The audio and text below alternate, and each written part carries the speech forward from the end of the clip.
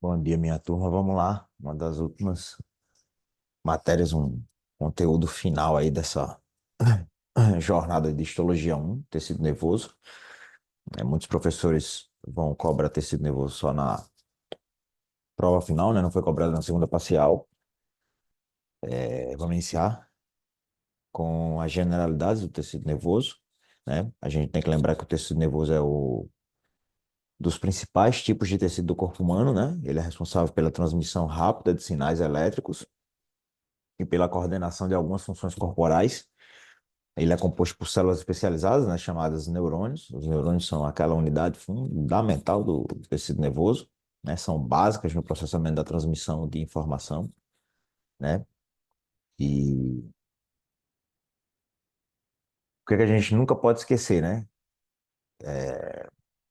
Que a gente vai ter sempre um estímulo inicial e uma resposta, e esse sinal ele é conduzido exatamente pela neurona, né? Que é essa unidade básica no processamento da transmissão entre o órgão receptor e o órgão efetor. Um mapinha mental de tecido nervoso, né? Falando do sistema nervoso e os componentes, né? As neuronas, elas têm um papel de destaque nos componentes do tecido nervoso. E aí depois eu tenho as células da glia, né? A glia periférica e central. A gente vai pincelar cada uma, né? Nós temos também, dentro do sistema nervoso, do ponto de vista funcional, o somático e o autônomo, né? Do ponto de vista anatômico, central e periférico.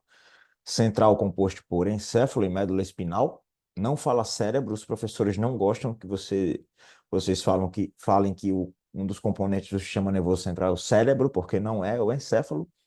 O encéfalo ele é composto por várias estruturas, né?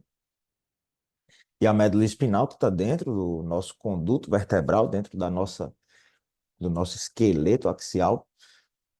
E o sistema nervoso periférico são os nervos, os gânglios, os plexos, né? Os nervos raquídeos, os pares.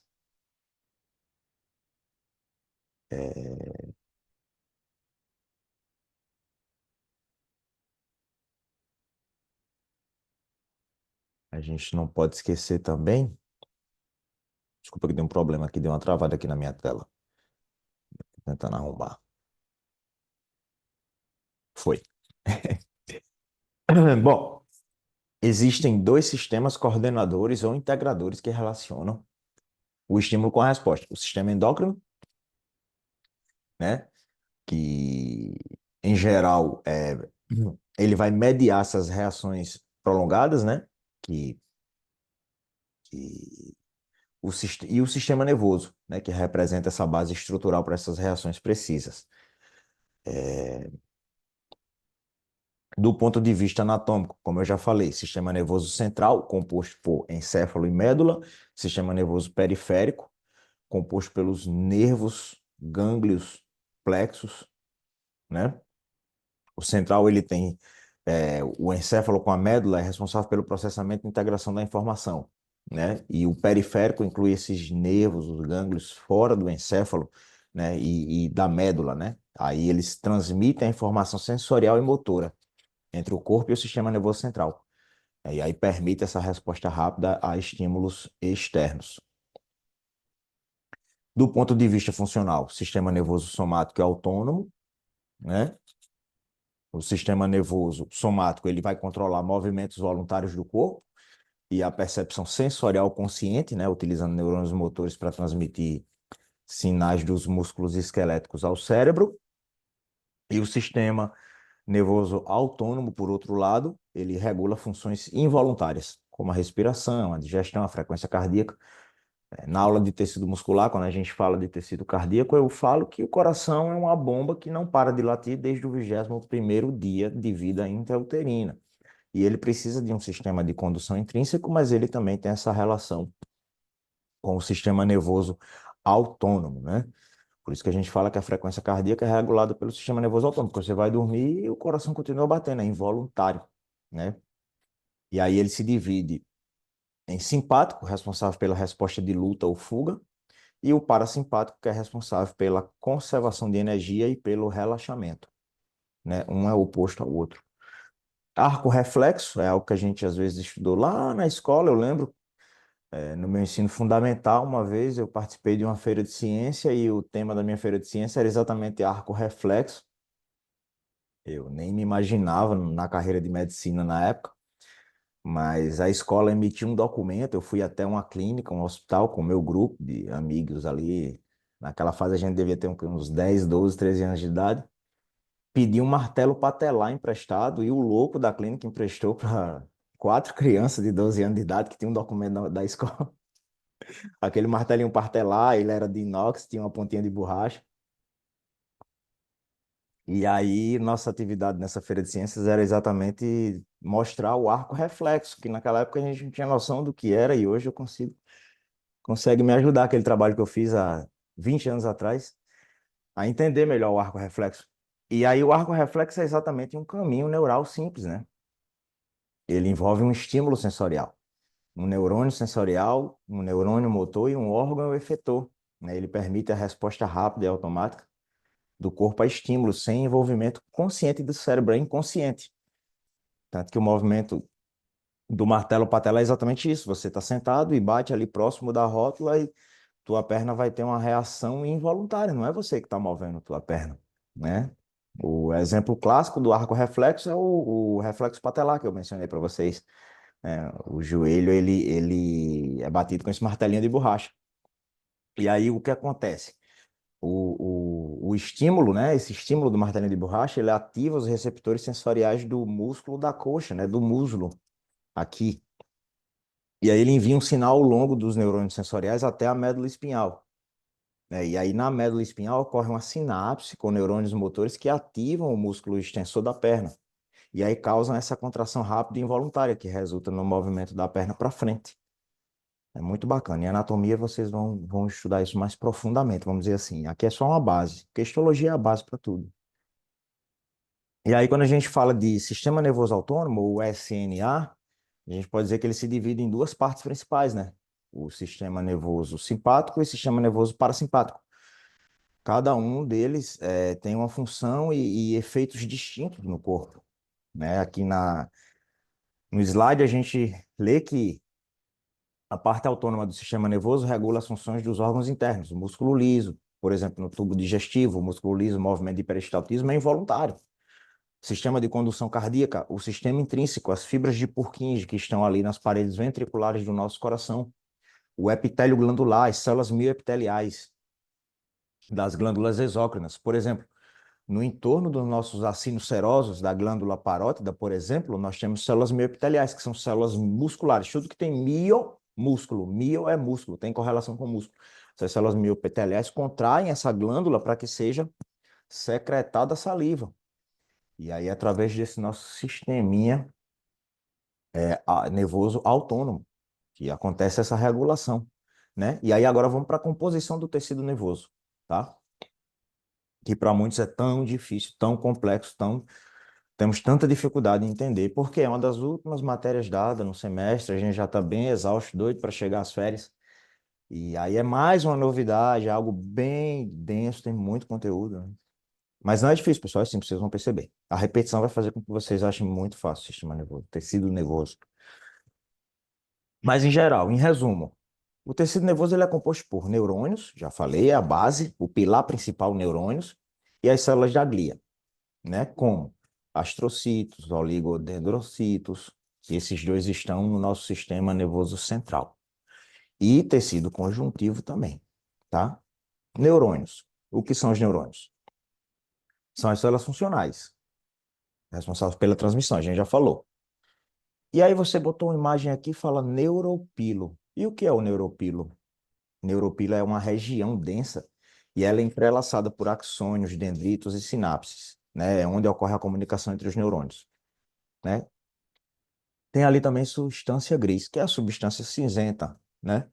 E aí ela é composta principalmente por corpos celulares de neurônios e neuropilo, enquanto a substância branca contém os axônios mielinizados, que formam tratos de comunicação no cérebro. E aí, mielinizados, a gente vai estudar sobre axônios mielínicos e amielínicos, que tem mielina, bainha de mielina e sem a bainha de mielina também, daqui a pouquinho. As neuronas têm uma estrutura padrão, Um corpo com dendritas, um núcleo, um nucleolo, grânulos, que são os corpúsculos de Nícel, um cono axônio no início do axon, bainha de mielina e botões terminais, né?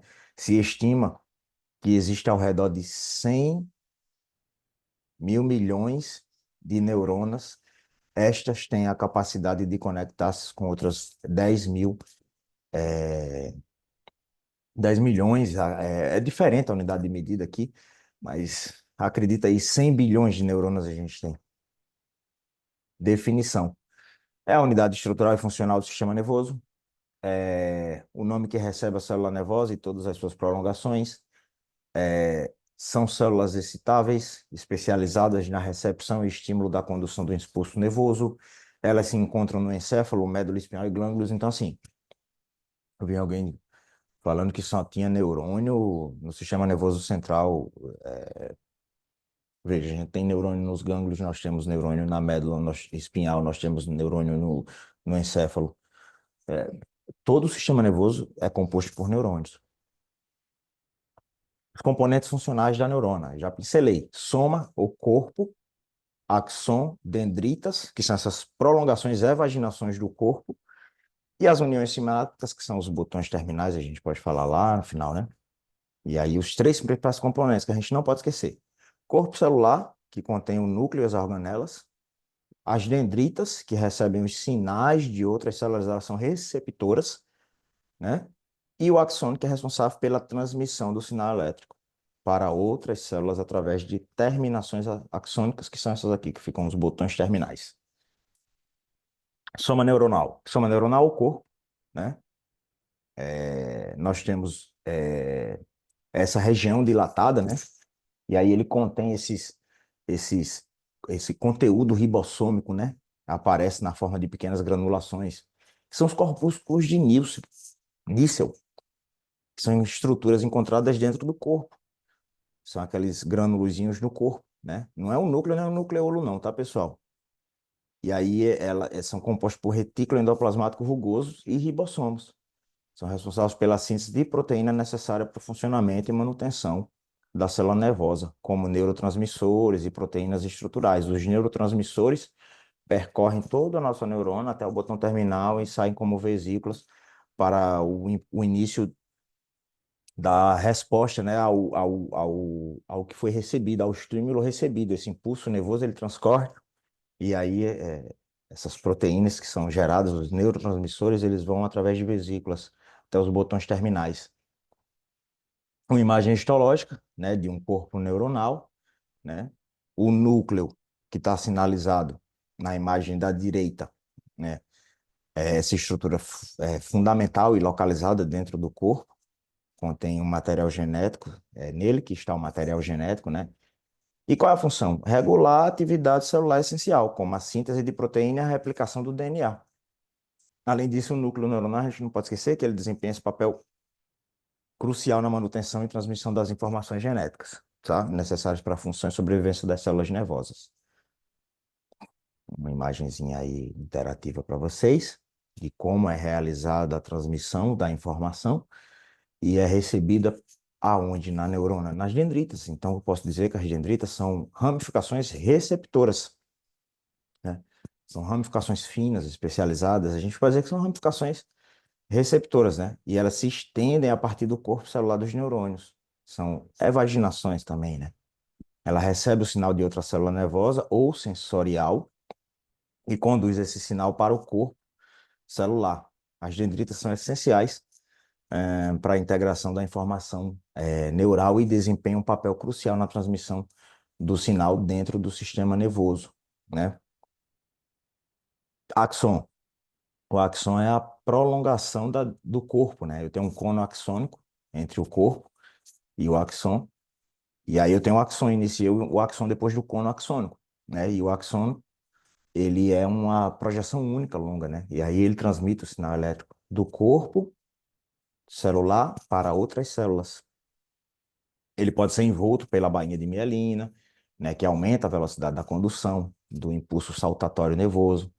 No final do axônio, o que é que a gente encontra? as terminações axônicas, botões terminais, como preferir falar, né? Aí sim, as terminações axônicas, elas se comunicam com outras células através da sinapse, né? E aí permite a transmissão da informação no sistema nervoso, né?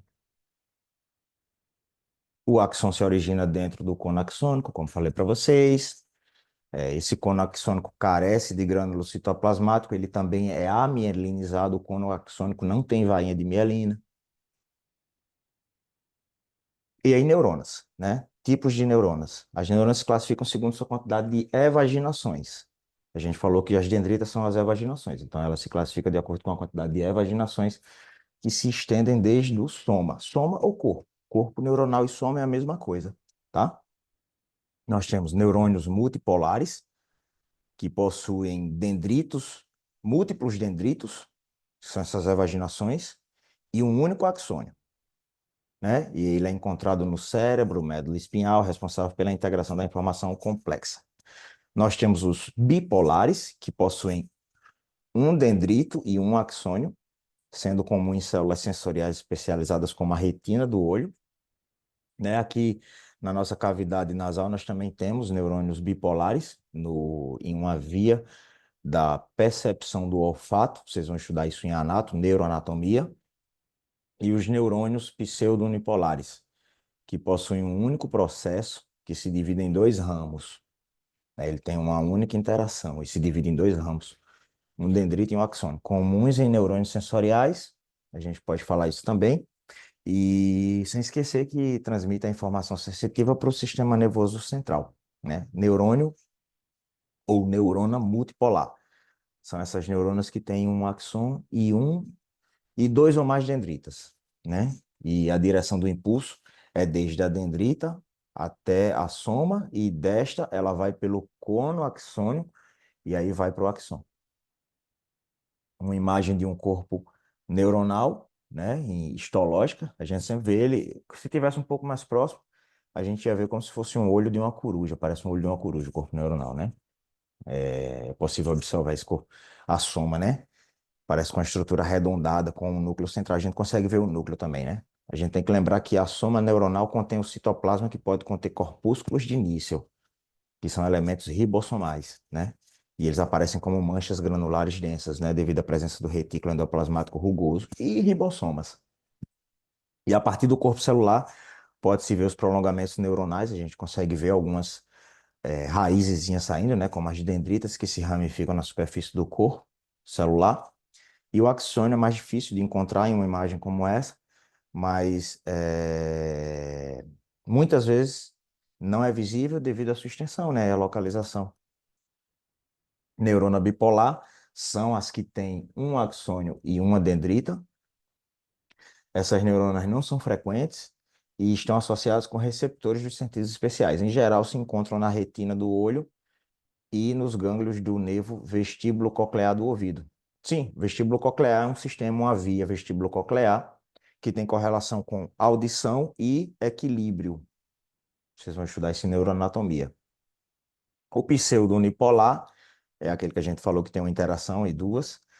É, essa única prolongação vai se dividir próximo da soma em duas ramas axônicas largas, né? A maior parte da neurona pseudo-unipolar são neuronas sensitivas que estão localizadas no sistema nervoso central, né? E as somas dessas neuronas sensitivas estão situadas nos gânglios da raiz dorsal e nos gânglios dos nervos dos pares craniais. Existem três categorias gerais, desde o ponto de vista funcional: neuronas sensitivas, que são aferentes, neuronas motoras, que são eferentes, e interneuronas. Eu vou falar um resumo visual do processo, né? As neuronas sensitivas recebem o estímulo do ambiente externo ou interno e enviam a informação para o nosso sistema nervoso central, né? Sensitivo. Tem uma via sensitiva em neuroanatomia também, você aqui já vai pincelando e começando a se familiarizar. Neuronas motoras, elas executam a resposta enviando sinais desde o sistema nervoso central aos músculos ou glândulas. Então, qual é o passo a passo aí? O fogo tá ligado aqui no fogão da minha casa, eu vou lá e coloco a mão no fogo. Eu vou receber um sinal sensitivo de calor e dor. E aí, automaticamente, a neurona sensitiva envia para o meu sistema nervoso central a informação de calor e dor, e o meu sistema nervoso central devolve o estímulo de contração muscular para que eu saque minha mão fora do fogo. E aí, a neurona motora que faz isso. Interneuronas processam e interpretam a informação recebida e determinam a resposta adequada. Elas fazem parte do processo. As interneuronas estão na médula. Essa organização funcional permite que o sistema nervoso possa integrar, né, processar, responder aos estímulos de maneira mais eficiente, né, mantendo a homeostase, permitindo uma interação adequada do entorno, né, todo o entorno. Neuronas sensitivas, como eu já falei, são as neuronas aferentes, a gente pode classificar em aferentes, né? Nós temos aferentes somáticas e aferentes viscerais.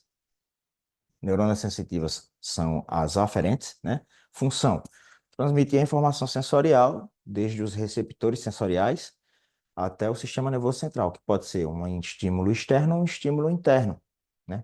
Localização das neuronas sensitivas: se encontram nos gânglios sensoriais e apresentam terminações periféricas nos diferentes órgãos e tecidos sensoriais. Exemplo: neurônios que levam a informação desde a pele, tato, quando eu toco algo, tato, dor, como eu dei o exemplo do calor do fogo, ou temperatura, o ambiente ficou quente, até o meu cérebro, até o meu encéfalo.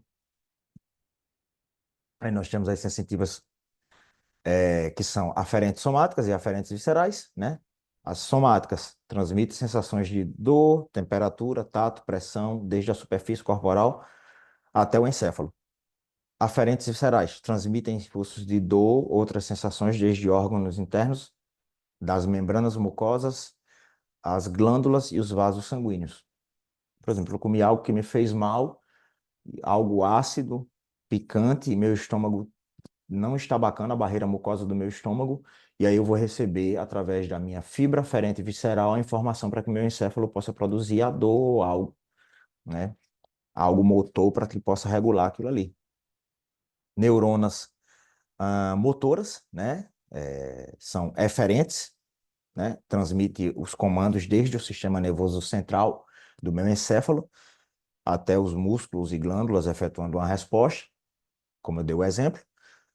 Localização: os corpos dessas neuronas motoras, eles se encontram no sistema nervoso central, médula espinhal e cérebro, e seus axônios se estendem até os músculos e glândulas, né? Então, o corpo está dentro da espinha do meu cérebro e a prolongação, que são os axônios, se estendem até os músculos e as glândulas. Exemplo: neuronas motoras que controlam os movimentos voluntários dos músculos esqueléticos.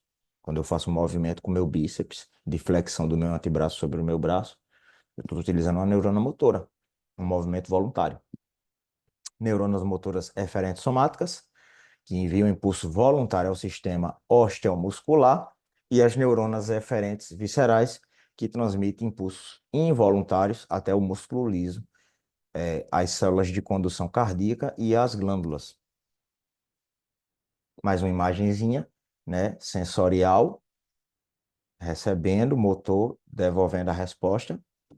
Neuronas interneuronas, neuronas intercalares, eu posso chamar também, né, a função delas: atuar como intermediárias entre as neuronas sensitivas e motoras, processando a informação sensorial recebida e coordenando a resposta motora adequada. Localização: se encontram no sistema nervoso central, principalmente na médula espinhal, né? A gente vai ver que tem uma laminação de Rex dentro da substância da nossa médula espinhal, e nós temos interneuronas ali trabalhando nesse processo, né? E exemplo: interneuronas em la médula espinhal, que eu acabei de dizer, que formam parte dos reflexos espinhais, né? Como o reflexo patelar. Agora nós temos aí uma neurona piramidal, também às vezes os professores gostam de colocar essas imagens, principalmente nas provas práticas, e pedirem para que vocês possam identificar. Então, quem já teve o prático, já passou pela prova prática, já deve ter uma familiaridade com essa neurona, né? A neurona piramidal são um tipo específico de neurona, que se encontra principalmente na corteza cerebral e no hipocampo, que é uma porção do nosso encéfalo, são essenciais para as várias funções cognitivas e motoras, né? A principal característica, forma. A gente consegue ver o corpo dela aqui, né? Tem um corpo, soma de forma piramidal. É por isso que vem o nome piramidal, né? Neurona piramidal. As dendríticas, as dendritas apicais, né? Uma dendrita mais larga e mais grossa, né? Que se estende desde a parte superior da soma até a superfície da corteza cerebral. Aí eu tenho também dendritas basais, né? Que são mais curtas, que se estendem desde a base do soma. Aí eu tenho o axon, né? Que tem um axon mais largo, pode projetar largas distâncias dentro do cérebro e fazer conexões sinápticas com outras, né? Principal função: processamento de informação, participa na integração do processamento da informação sensorial e motora, né? Localização, corteza cerebral, importância clínica, com enfermidades neurodegenerativas. Agora a gente tem uma célula de Purkinje. As células de Purkinje não confundam com fibras de Purkinje do sistema de condução intrínseca do coração. Aqui faz parte do sistema nervoso, né? É um tipo de neurona, né? Ela é muito especializada e se encontra no cerebelo. Cerebelo tem correlação com a via vestibular do equilíbrio, tá? É uma região do cerebelo que é crucial para a coordenação motora e equilíbrio, né? A gente vai ter essas células de Purkinje lá, né? Característica principal, tem um corpo celular mais grande, né? E em forma de pera. As dendritas também possuem essas extensas arborizações dendríticas, né? A localização, já falei, cerebelo. Função, integração da informação, recebe sinal excitatório desde as fibras paralelas e as fibras trepadoras provenientes do núcleo olivar inferior. Aí a gente já está falando ali da nossa região ali de mesencéfalo, bulbo, ponte, aí anato, né? Controle motor, né? Regula e coordena os movimentos motores ao enviar sinais inibitórios ao núcleo dentado do cerebelo e outras estruturas cerebelosas. Equilíbrio e postura, como eu falei, né? Participa na manutenção do equilíbrio e a postura mediante a modulação de sinais motores. Células de sustento, células gliares, os professores adoram perguntar sobre isso também nas provas orais, né? As células de sustento ou células gliares são um grupo diverso de células, né? Não neuronais, não são as neuronas, mas estão no sistema nervoso, proporcionam suporte, proteção às neuronas. Em resumo, sustento físico, proteção, suporte físico, isolamento para os somas, né? Elas fazem uma proteção para o corpo, né? E as evaginações neurais, que são as dendritas, reparação de lesão neuronal, regulação do meio líquido interno do sistema nervoso central, tá? Porque a gente fala nas células ependimais, que produzem o líquido cefalorraquídeo dentro dos ventrículos e também recobrem o conduto de epêndimo que está no centro da nossa médula espinhal, por isso que a gente fala em regulação do meio líquido interno do sistema nervoso central. Porque dentro das células gliares nós temos as células de epêndimo, ependimocitos, que produzem o líquido cefalorraquídeo, né? Então, essas células gliares têm uma importância fundamental em enfermidades neurodegenerativas, né? As células, elas estão implicadas em diversas enfermidades neurodegenerativas, né? Como a esclerose múltipla, onde há um dano na mielina, por exemplo. E quem produz a bainha de mielina? São células gliales. No sistema nervoso central, os oligodendrocitos, e no sistema nervoso periférico, as células de Schwann. Então, elas têm uma correlação muito próxima com enfermidades neurodegenerativas. E a enfermidade de Alzheimer, onde a microglia, que são os macrófagos do nosso sistema nervoso central, e os astrocitos, que dão nutrição para o meu sistema nervoso central e sustentação, jogam um papel na neuroinflamação. Importantíssimo, então, as células gliares para várias enfermidades, né? Lesões do sistema nervoso central e periférico, né? As células gliares, especialmente os astrocitos e as células de Schwann, são cruciais nessa resposta e reparação dessas lesões. Uma imagenzinha de cada célula de sustento, né? No sistema nervoso periférico, as células de sustento se denominam glia periférica. E no sistema nervoso central, glia central. Oligodendrocitos, bainha de mielina, sistema nervoso central. Células de Schwann, Bainha de mielina, sistema nervoso periférico. Células ependimárias ou ependimocitos produzem líquido cefalorraquídeo, estão nos ventrículos do nosso encéfalo, do nosso cérebro, estão também no conduto ependimário, que está dentro, no centro da nossa médula espinhal, microglia, que são os macrófagos. Quem é o precursor da microglia? O monocito, que vem do sangue. Astrocitos produzem a barreira hematoencefálica, não deixam que toxinas que passam nos capilares do cérebro tenham contato com o encéfalo e possam danificar o nosso encéfalo. Então, os astrocitos, principal função, barreira hematoencefálica, isso é questão de prova. Eles dão sustentação, suporte e nutrição para o encéfalo também. Eles sacam os nutrientes do sangue através dos capilares e seus pezinhos e jogam para o encéfalo. O astrocito é super importante no tecido nervoso. São células gliares de sustentação, mas que têm outras funções também. E aí eu tenho a glia periférica, com as células de Schwann e células satélites. Células de Schwann, bainha de mielina, células satélites, sustentação do corpo, soma. Aí eu tenho outras células associadas, né? Glia terminal, teloglia, associada à placa terminal motora, glia entérica, né? Associada a glândulos de lá, parede do tubo digestivo. Entérico é tubo digestivo. Tudo que tiver entérico, tubo digestivo. Células de Miller na retina, né? Células de Schwann. Como é a célula de Schwann? É uma capa protetora do meu axon que está no centro e ela forma a mielina aqui entre a célula de Schwann e o axon, a mielina. A célula de Schwann produz no sistema nervoso periférico. Então, sua principal função, sustentação das fibras celulares nervosas mielínicas e amielínicas. No sistema nervoso periférico, produção da bainha de mielina. Está aqui outra imagem da célula de Schwann, bainha de mielina, esse risquinho aqui, ó, no entorno do axon, e a célula de Schwann está aqui, ó, produzindo essa bainha de mielina, ó. E a bainha de mielina a gente já estudou, vai estudar um pouco mais, mas a gente tem que saber que ela assegura uma condução rápida, um impulso saltatório. Entre cada bainha de mielina tem os nodos de Ranvier, faz com que o impulso saltatório seja mais rápido. Aqui uma imagem de microscopia eletrônica, né? Entre as uniões das células de Schwann adjacentes existe o quê? Nódulos de Ranvier, acabei de falar. São esses espaços anatômicos entre cada bainha de mielina. Células satélites, elas ficam no entorno no meu corpo neuronal, no entorno da minha soma. É uma capa de pequenas células cúbicas, né? Parece um tecido, um epitélio cúbico mesmo. E aí elas rodeiam a soma, ou o corpo neuronal, como eu preferi falar, né? A neurona, nos gânglios. Aí contribui para estabelecer e manter o microentorno controlado ao redor da soma neuronal. Uma célula satélite, ó, vários núcleozinhos no entorno do meu corpo, da minha soma. Aqui é a neurona, o corpo. E aqui é a célula satélite. Esses núcleozinhos no entorno. Parece um epitélio cúbico. Mais uma imagem, mesma coisa. Corpo, células satélites. Corpo neuronal, células satélites, núcleo, nucleolo, corpúsculos de Nissel, esses granulozinhos aqui. Muito bacana. Glia central, sistema nervoso central. Astrocitos, falei os astrocitos, falei dos oligodendrocitos, microglia e ependimocitos. Vamos falar de cada um agora de novo, tá bom? Astrocitos, principal característica.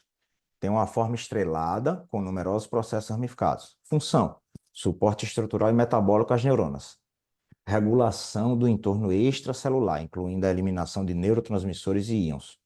Participam da barreira hematoencefálica. Não pode esquecer isso. Facilitação do aporte de nutrientes desde os vasos sanguíneos, que são os capilares contínuos que eu tenho no meu cérebro, no meu encéfalo, até as neuronas. Influenciam na sinapse e plasticidade sináptica. Oligodendrocitos, característica. Células com processos ramificados, mas são bem poucos, né? Função: formação da vaina de mielina no sistema nervoso central, que permite a condução rápida do impulso nervoso, e também provisiona um suporte trófico às neuronas. Microglia, falei precursor da microglia, monocito, do sangue, então, é um fagocito, macrófago do meu sistema nervoso central.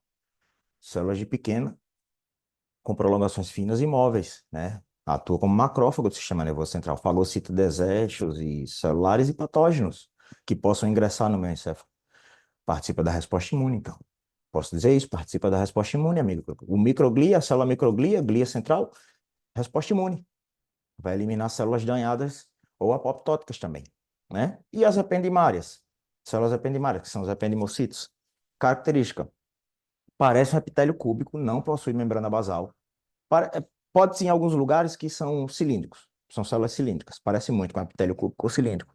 E aí recobre os ventrículos, como eu falei para vocês, do cérebro, que produzem líquido cefalorraquídeo, e o canal central da médula espinhal, que é o conduto de epêndimo, né?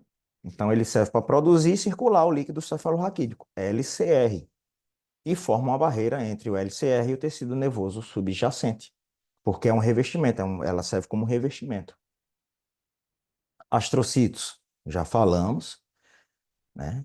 Barreira hematoencefálica, está em negrito aqui, porque é super importante lembrar disso. Está aqui o astrocito, em contato com a neurona e com o vaso, as prolongações deles. Oligodendrocitos, produção da bainha de mielina no sistema nervoso central. Aqui um oligodendrocito em contato com a bainha de mielina de um axon, produzindo a bainha de mielina. Ó. Suporte estrutural, nodos de Ranvier, os espacinhos para o impulso saltatório mais rápido. Onde eu tenho bainha de mielina, o impulso saltatório é mais rápido. Microglia são os macrófagos, fagocitam, corresponde a cerca de 5% das células da glia.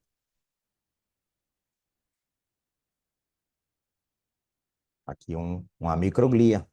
O desenho, os professores pediram para desenhar assim, ó, as prolongações. Parece muito com astrocito. Ependimocitos, células cúbicas ou cilíndricas, parece bastante, né? Elas revestem os ventrículos e o conduto de epêndimo, que é central à medula espinhal. Tá aqui o epitéliozinho, ó. Não tem membrana basal, tá, pessoal? Tem contato direto com o neuropilo. E o conduto de epêndimo que tá aqui, ó. Saindo do meu ventrículo, descendo na medula espinhal. É recoberto pelos ependimocitos.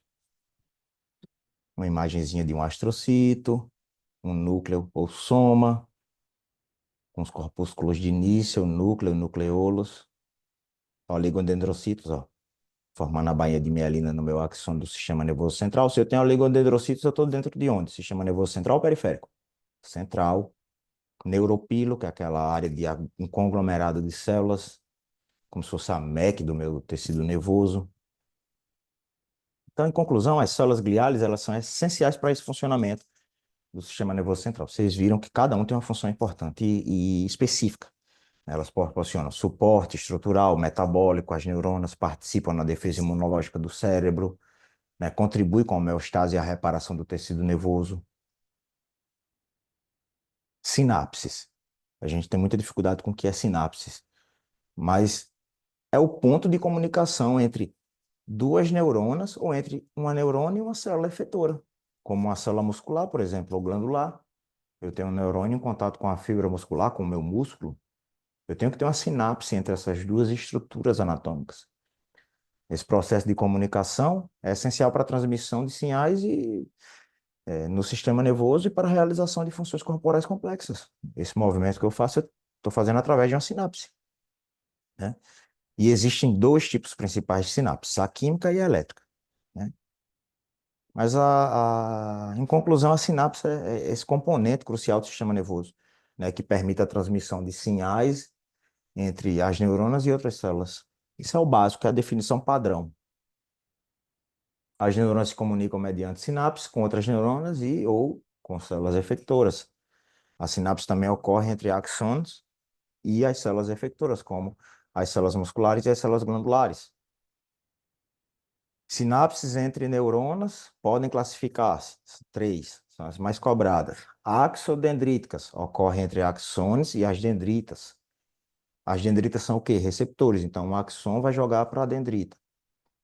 Sua função está associada com a memória a largo prazo e a aprendizagem. Então, lá é meu sistema nervoso central. Axossomáticas ocorrem entre axônios e soma neuronal.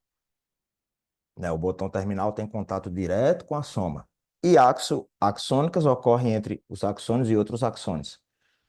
Né? E aí, a gente falou que a sinapse existiam dois tipos, a química e a física. Agora a gente vai falar de cada um. A química, característica, espaço sináptico. Há uma pequena brecha chamada hendidura sináptica, lá nos botões terminais do axônio, entre a neurona pré-sináptica, que está trazendo a informação, que envia o sinal, e a neurona pós-sináptica, que recebe o sinal. Nós temos neurotransmissores na sinapse química, que transcorre através de vesículas. Lembra que eu falei? Né? Esses sinais se transmitem mediante a liberação de neurotransmissores, desde a vesícula sináptica, que está na neurona pré-sináptica, até os receptores da neurona pós-sinápticas. E aí eu tenho a sinapse elétrica, né?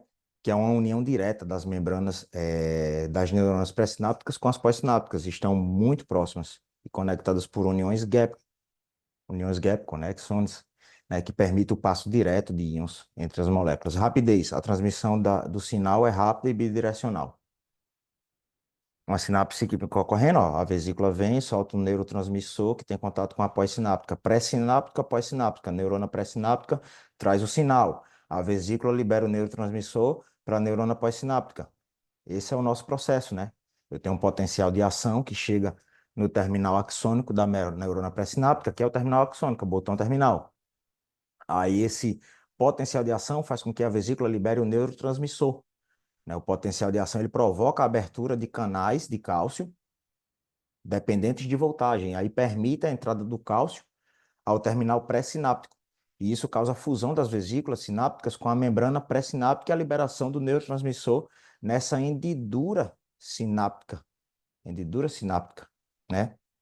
E aí eu tenho a união do receptor, né? Os neurotransmissores se difundem através dessa hendidura sináptica e se unem aos receptores específicos da membrana da neurona pós-sináptica, que estão aqui, ó. Aqui são os receptores da neurona pós-sináptica, pré-sináptica, pós-sináptica, certo? E aí eu tenho a geração do potencial pós-sináptico, né? Que com a união desses neurotransmissores que estão dentro dessas vesículas, que são essas bolinhas, esses grânulos, esses neurotransmissores, né? A união deles aos receptores, que são essas estruturas aqui, né? Os receptores causam a abertura do canal iônico da neurona pós-sináptica, tá? E aí gera o potencial pós-sináptico excitatório, ou um potencial pós-sináptico inibitório, né? E aí a terminação do sinal. O sinal termina quando os neurotransmissores, né, são degradados por enzimas, recaptados pela neurona pré-sináptica ou difundidos fora da hendidura. E aí, quais são os principais neurotransmissores que nós temos dentro dessas vesículas? Acetilcolina, dopamina, serotonina, glutamato, GABA. O que é GABA? Ácido gama-aminobutírico. E aí, agora eu falo de sinapse excitadora, sinapse inibidora, que eu falei um pouco antes, né? A liberação dos neurotransmissores pelo componente pré-sináptico pode causar as excitações ou as inibições na membrana pós-sináptica que tem os receptores, né? E aí a sinapse excitadora, a liberação dos neurotransmissores como acetilcolina, glutamina ou serotonina abrem esses condutos de Na+, né? Que é o nosso sódio, querido sódio, e aí ele causa a inversão local da voltagem, né? Porque ele é positivo, né? E aí a membrana pós-sináptica até um nível de umbral, aí tem a despolarização. E isso conduz ao início de um potencial de ação e à geração de um impulso nervoso. E as inibidoras? A liberação dos neurotransmissores como o GABA ou a glicina abre esses condutos de cloro ativados por transmissor, né? E aí produz a entrada de cloro na célula, o qual torna ela mais negativa. Mais uma imagenzinha interativa para vocês. Aqui é o câmbio da voltagem, né? O passo direto dos íons, né? Os íons fluem diretamente através das uniões gap. Aqui já é elétrica, né? Que já é uma condução elétrica. E aí a sinapse elétrica ela permite essa sincronização da atividade de grupos de neurônios, né? O que é crucial para o funcionamento do ritmo cardíaco, por exemplo, e da respiração.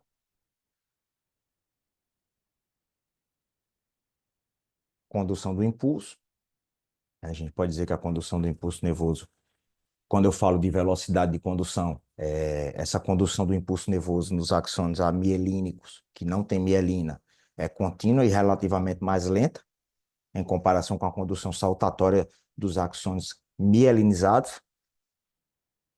Propagação do potencial de ação, eu posso falar que nos axônios amielínicos, o potencial de ação se propaga ao largo do axônio de maneira contínua e sem saltos, né, o que resulta em uma velocidade de condução mais lenta.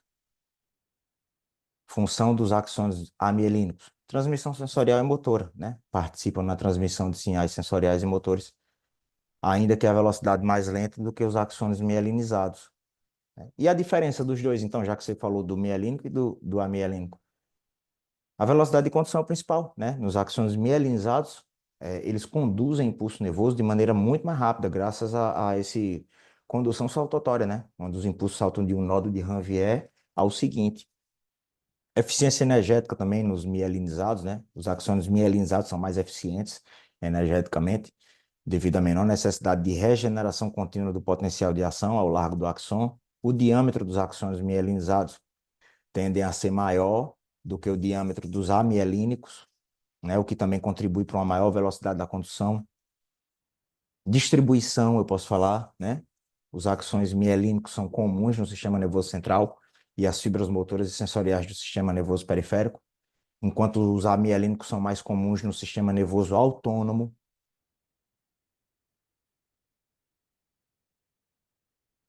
Condução rápida, potencial de ação, distribuição de nódulos de Ranvier, condução saltatória, tudo que tem relação com condução saltatória é mielinizado, né? E aí, mais uma imagenzinha interativa, um axon, uma neurona mielinizada e uma amielinizada, sem bainha de mielina, né? Os axônios amielínicos, né? A gente consegue ver, ó, o impulso sendo mais lento e aqui o impulso sendo mais rápido, né? Os amielínicos eles não estão recobertos por uma bainha de mielina, diferente dos mielínicos que tem essa capa isolante formada por mielina. E a mielina, qual é a substância principal da bainha de mielina? São os lípidos, é gordura, né? E aí essa bainha de mielina, ela é produzida por quem? Pelas células gliares, no sistema nervoso central, oligodendrocitos, no sistema nervoso periférico, células de Schwann, né? E o amielínico, a ausência de mielina, não possui bainha de mielina, o que resulta em uma condução mais lenta, diâmetro menor, agrupamento. O amielínico se encontra agrupado e envolto por uma célula de Schwann, pero não forma as capas concêntricas características da bainha. Ele tem também essa estrutura, porque a célula de Schwann, ela também dá sustentação, dá suporte estrutural. Lembra que a gente falou isso?